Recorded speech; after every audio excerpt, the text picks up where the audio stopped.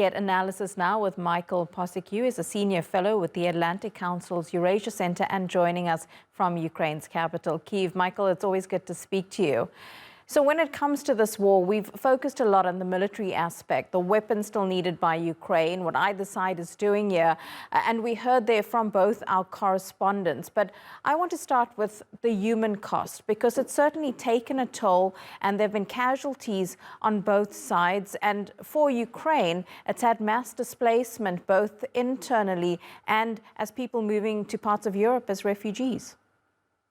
Yeah, absolutely. And it's so sad, just a few hundred yards from where I am right now in central Kiev, you have the memorial wall of those who have fallen since 2014.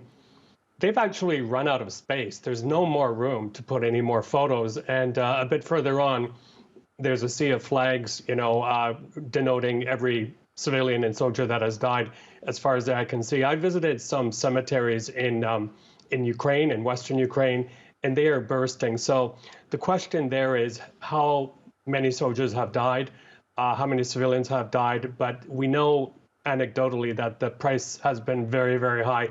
You mentioned the displacement. Yes, there are millions of Ukrainians who are all over the world right now outside of Ukrainian borders, many of them talented and young, and they don't know when to come back, especially if you're from, for example, a city like Kharkiv, which is bombed pretty much every day. It's very difficult to make that decision whether to come back or not. Yeah, and the momentum in this war right now seems to be in Russia's favor. We, of course, know that momentum with wars sways constantly. But is Ukraine on the back foot, especially after the fall of Avdiivka? Well, I'm hearing some very negative or depressing comments, observations rather, from colleagues in the field. We're hearing of missile batteries that are totally inoperable because they don't have enough munitions. We're also hearing for the first time, and really the first time, commanders publicly saying that there's a lack of enthusiasm, morale is low, and also that they lack ammunition. And it's nice that Giorgia Meloni and Prime Minister Trudeau of Canada have come here today. But I don't know what for, because they, I think, were among those Western leaders that were very slow to provide everything that Ukraine asked for. And instead, they leaned too heavily into sanctions, which, as we're now finding out, have not done much to slow the Russian economy or to slow President Vladimir Putin's pace.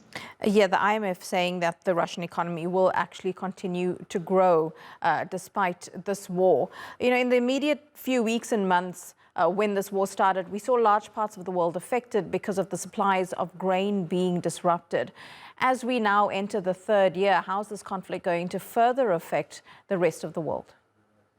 Well, that's the sliver, one of the rare slivers of good news here is I'm normally based in Odessa, as you know, and the port, the food side of the port there is absolutely bustling. We're told it's back to pre-war levels. So that's fantastic news for Turkey. That's fantastic news for consumers around the world. And the Ukrainians have managed to do this with very, very little resources.